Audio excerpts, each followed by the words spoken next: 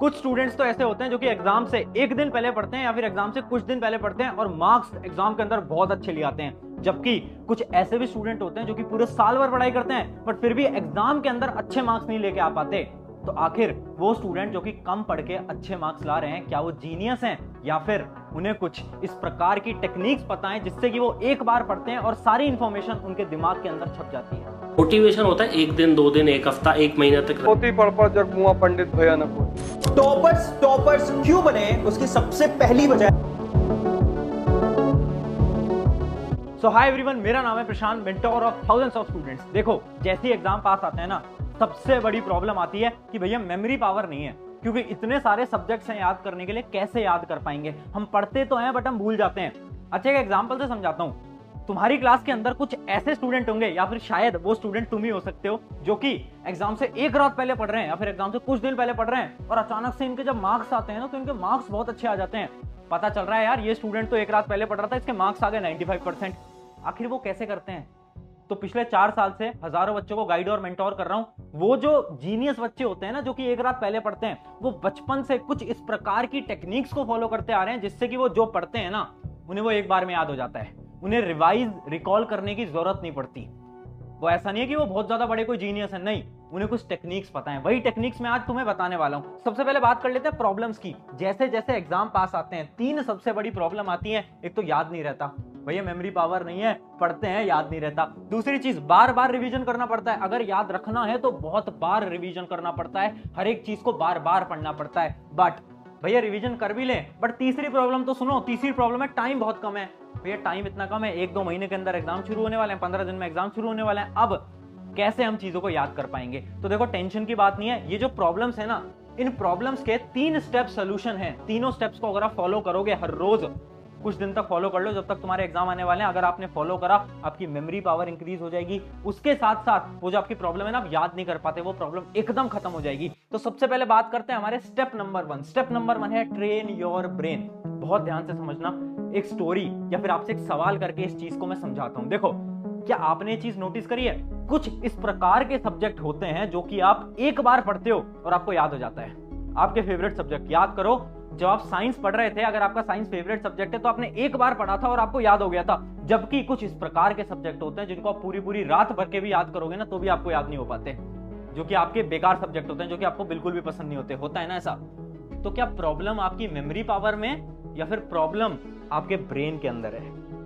Problem memory में नहीं है, प्रॉब्लम आपके माइंड, आपके ब्रेन के अंदर है। जो माइंड है ना, ये आपको बेवकूफ बनाता है। इसके ऊपर ना एक स्टडी कंडक्ट की गई थी और उस स्टडी से ये पता चला कि मेमोरी पावर डिपेंड करती है सब्जेक्ट के इंटरेस्ट के ऊपर। आसान भाषा में समझाता हूं, ध्यान से समझना।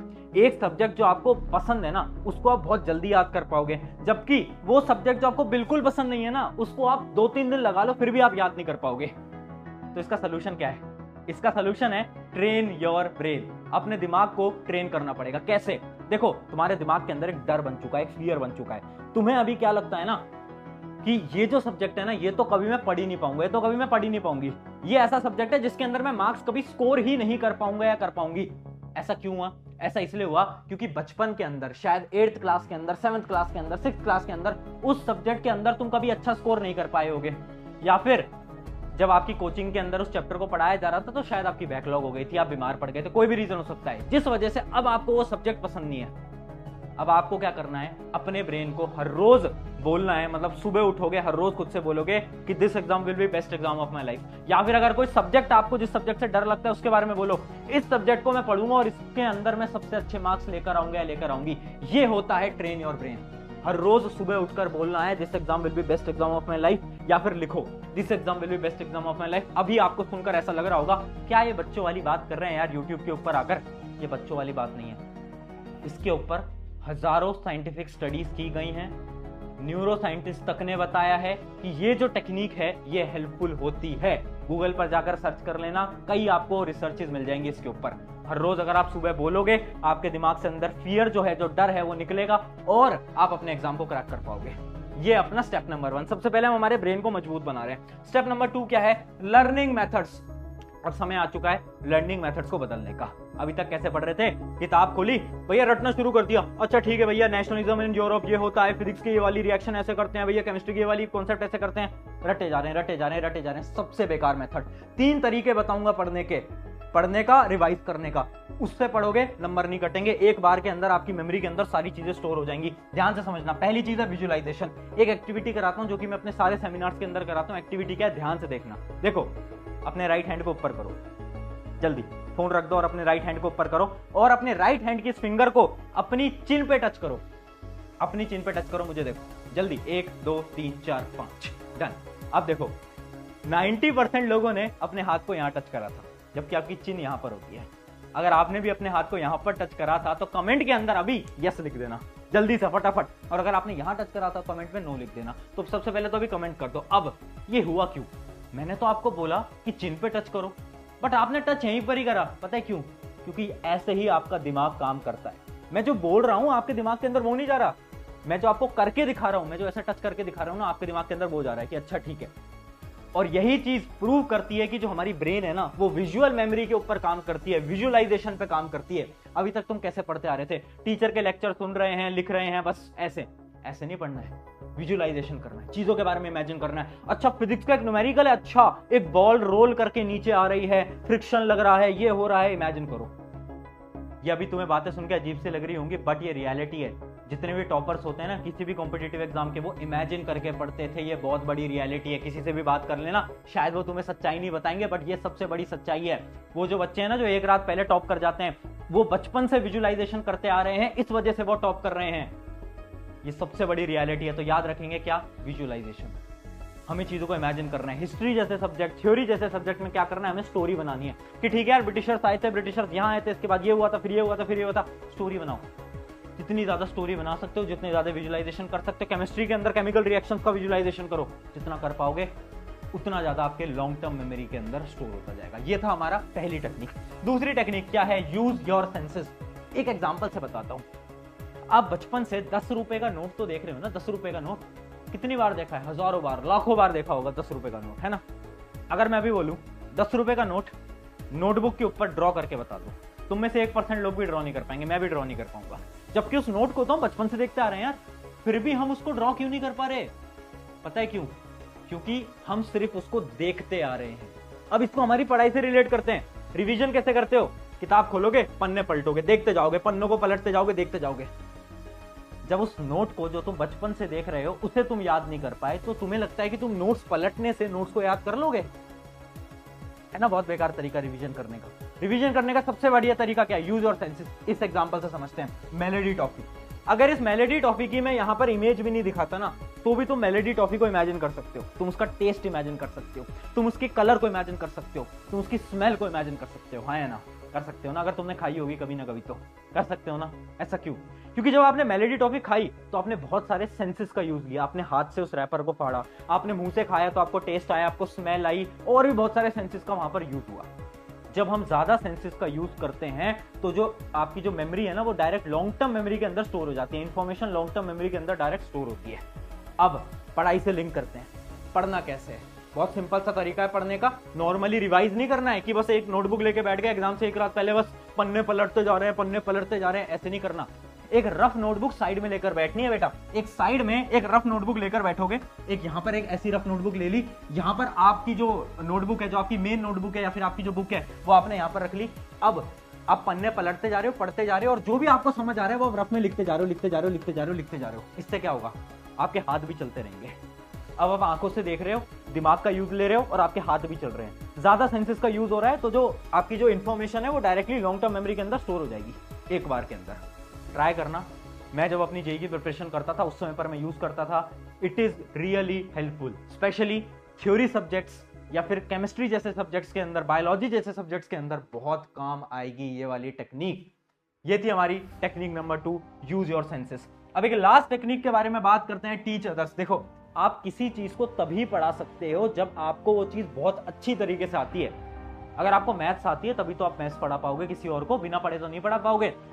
तो रिवीजन करने का सबसे बेहतरीन तरीका होता है किसी और को पढ़ा लो। अब तुम बोलोगे भैया मेरे तो दोस्त ही नहीं है यार, मैं तो तन्हाई में रहता हूं, मेरा तो कोई दोस्त ही नहीं है। दिक्कत की बात नहीं है, खुद को पढ़ाओ। एक कॉन्सेप्ट पढ़ा आपने, एक चैप्टर आपने पढ़ा, बुक को करा बंद, नोट्स को करा बंद। अब अपनी टेबल पे बैठो, या तो खड़े हो जाओ या फिर नीचे घूमते घूमते आपको क्या करना है? खुद को पढ़ाना है। बोलते चलो कि ठीक है आज हमने पढ़ा लाइफ प्रोसेस के अंदर ये होता है, फिर ये होता है, फिर ये होता है, फिर ये होता है, फिर ये होता है, फिर ये होता है, फिर ये होता है। खुद को पढ़ाओ। आप खुद को पढ़ाओगे ना, मैं आपको बता रहा हूं, आपको वापस से रिवीजन करने की जरूरत नहीं पड़ेगी। इतना शानदार मेथड है, इतना शानदार। याद रखेंगे, या तो किसी और को पढ़ा लो या तो खुद को पढ़ा लो। Teach others is the best method to revision. Revision करना है सबसे शानदार मेथड है। तो देखो मैंने आपको 2 स्टेप्स बता दिए। सबसे पहले अपना ब्रेन को ट्रेन करा, फिर लर्निंग मेथड्स, इन तीनों लर्निंग मेथड्स को आपको अप्लाई करना है। अब तीसरे मेथड की तरफ बढ़ते हैं, बट उससे पहले एक इंपॉर्टेंट चीज सुनो। देखो अभी बोर्ड एग्जाम की डेट शीट आई है 10th और 12th वालों की सीबीएसई की। अब जितने भी स्टूडेंट्स हैं उनको मैं एक चीज बता देता हूं, एनसीईआरटी पढ़ना शुरू कर दो। एनसीईआरटी अगर अभी तक नहीं पढ़ रहे हो, बहुत बड़ी दुविधा के अंदर फंस जाओगे। एनसीईआरटी से बहुत डायरेक्टली सवाल आते हैं, स्पेशली 11th और 12th वाले जो स्टूडेंट्स हैं उनकी एनसीईआरटी तो बहुत ज्यादा डिफिकल्ट होती है। 12th वालों की फिजिक्स और केमिस्ट्री की एनसीईआरटी बहुत डिफिकल्ट होती है। तो तुम्हारे लिए ना मैंने 2 बुक बना दी हैं। वो बुक मैं आपको यहाँ पर लेकर भी आया हूँ, मैं आपको दिखा देता हूँ। ये 2 बुक हमने बना दी है। पहली है हैंडबुक फॉर फिजिक्स, दूसरी अपनी हैंडबुक फॉर केमिस्ट्री। ये 2 बुक बनाई है। इसका मेन मोटिव क्या था ना कि एनसीईआरटी इतनी मुश्किल है, 2 किताबें हैं। इसके अंदर इतनी पतली किताब के अंदर फिजिक्स की पूरी एनसीईआरटी को लाइन बाय लाइन तोड़ दिया है। इसके अंदर केमिस्ट्री की पूरी एनसीईआरटी को लाइन बाय लाइन तोड़ दिया है।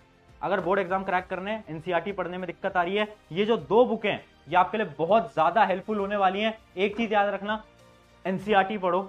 इन बुक की जो लिंक है मैं डिस्क्रिप्शन में दे दूंगा, ठीक है। अब बढ़ते हैं हमारे अगला स्टेप, जो कि है हमारा स्टेप नंबर 3। हमने 2 स्टेप के अंदर सीखा, ट्रेन योर ब्रेन, ब्रेन को ट्रेन करा, हमारे सबकॉन्शियस माइंड के अंदर इंफॉर्मेशन डाली कि ठीक है कर सकता हूं मैं, कर सकती हूं मैं। अब दूसरे मेथड में हमने अपने लर्निंग मेथड्स को चेंज कर दिया, जिससे कि मैं जल्दी याद कर पाऊंगा या कर पाऊंगे। अब तीसरे मेथड के अंदर है कंसंट्रेशन। अब होगा क्या है ना, हमारी कंसंट्रेशन पावर नहीं है। तुम पढ़ने तो बैठोगे पर तुम याद नहीं कर पाओगे, सबसे बड़ी प्रॉब्लम है ना। कितनी बार होता है ना, तुम पढ़ने बैठते हो मोबाइल फोन पे डिस्ट्रैक्टेड हो जाते हो, क्यों? क्योंकि तुम्हारी कंसंट्रेशन पावर ही नहीं है। वो कंसंट्रेशन पावर कैसे आएगी? देखो वैसे तो बहुत अलग अलग मेथड्स होते हैं, बट मैं आपको एक बहुत साइंटिफिक मेथड बता रहा हूं, जो कि मैं एक वीडियो के अंदर भी बता चुका हूं। मेथड क्या है? Brain harmonic musics. कुछ ऐसे गाने जो कि आपको कंसंट्रेटेड बना सकते हैं। कौन से गाने होते हैं? 40 हर्ट्ज बाइनोरियल बीट्स। अब 40 हर्ट्ज बाइनोरियल बीट्स कैसे आपके दिमाग के ऊपर इंपैक्ट डालते हैं, वो मैं पूरी 10 मिनट की वीडियो के अंदर समझा चुका हूं। लिंक यहीं कहीं आगे होगी, उसको आपको देख लेना है। उसमें पूरा साइंटिफिकली मैंने एक्सप्लेन करा है कि ये कैसे आपके ब्रेन के ऊपर इंपैक्ट डालते हैं। बट ऊपर से समझा देता हूं, ये जो म्यूजिक होता है ये आपकी ब्रेन वेव्स को जनरेट करता है, जिससे कि जो आपकी कंसंट्रेशन पावर है, जो आपकी मेमोरी पावर है, वो बहुत जल्दी इंक्रीज होती है। तो याद रखेंगे, जब भी आपको कंसंट्रेशन नहीं लग रहा है, आपको लग रहा है यार मैं तो बहुत ज्यादा डिस्ट्रैक्टेड हो गया हूं या हो गई हूं, तो आपको क्या करना है? यूट्यूब पे जाना है, 40 हर्ट्ज बाइनोरियल म्यूजिक, या फिर मैं लिंक भी दे दूंगा डिस्क्रिप्शन के अंदर, उस पर क्लिक करना है, ईयरफोन लगाने हैं और सुनना है। 10-15 मिनट सुनोगे, मैं बता रहा हूं कंसंट्रेशन पावर बहुत ज्यादा हाई हो जाएगी। और यहां पर कुछ रिसर्च पेपर भी मैंने लगा दिए हैं जो कि ये प्रूव करते हैं कि 40 हर्ट्ज म्यूजिक आपको कंसंट्रेटेड बनाता है और आपकी मेमोरी पावर को इंक्रीज रखता है। और याद रखना यार, एग्जाम का समय आ चुका है, ये जो समय है ना बहुत ज्यादा इंपॉर्टेंट है। इस समय पर गाने सुनना अवॉइड करो, क्योंकि वो जो तुम गाने सुन रहे हो ना, वही गाने तुम्हारे एग्जाम के दौरान तुम्हारे दिमाग के अंदर बज रहे होंगे कि एक गाना तुमने सुन लिया बड़ा शानदार था, और जब तुम एग्जाम में पेपर लिखने बैठोगे ना तो तुम्हारे दिमाग के अंदर वही गाना चल रहा होगा। तो गाना सुनना एग्जाम के समय पर 1 महीने तक अवॉइड करना चाहिए। ये मेरी स्पेशल टेक्निक है आप सभी के लिए। गाने के बजाय जब भी कंसंट्रेशन नहीं लग रहा, ये म्यूजिक सुन लो, मजा आ जाएगा एकदम। आपका जो ब्रेन है एकदम कंसंट्रेटेड हो जाएगा। तो ये थी आज के हमारे 3 स्टेप्स। अगर आपने इन तीनों स्टेप्स को फॉलो करा, मैं गारंटी देता हूं यार, आपको कोई रोक नहीं पाएगा। एक बार पढ़ोगे चीजें याद हो जाएंगी। ये जो टॉपर्स होते हैं ना, अपने सीक्रेट को छुपा कर रखते हैं। ये सारे सीक्रेट्स को बचपन से फॉलो करते आ रहे हैं। आपको लग रहा है ना कि टॉपर जो है वो रट रट के कर रहा है, नहीं, उनके पास मेथड्स होते हैं, वो इस प्रकार से पढ़ रहे होते हैं।